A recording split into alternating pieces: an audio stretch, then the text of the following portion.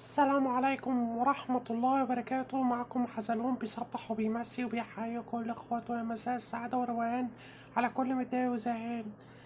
طبعا انا جاي النهاردة اتكلم عن كولر. انتوا طبعا عارفين ان كولر ده راجل 100% كان معلم اوي في الاهلي، يعني بعد مانويل الجوزيه. بس الراجل ده يعني ما بيسألوه عن الموسم العنيف والموسم الجميل بتاع الاهلي ده ومباراتهم امبارح ما بين سموحة والأهلي في برج العرب. الصراحة يعني الناس بدعت يعني، ولسه برضو يعني الموضوع كبير، وخصوصا لما جم برضو سألوهم قال لك إن كل يومين احنا بندرب الناس والموضوع مرهق جدا. يعني الراجل بيستعد يعني للي جاي يعني في المطوشة اللي جاية، وربنا يوفق الأهلي والزمالك وكل واحد مجتهد موجود في هذا الكوكب. ربنا يوفق الجميع. خلاص يا حزلقوم، فقرتك خلصت.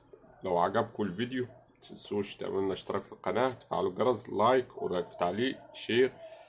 نقول قولنا هذا ونستغفر لينا ولكم إن شاء الله، ونشوفوكم في الفيديو اللي جاي، وإن شاء الله اللي جاي أسعد وأسعد.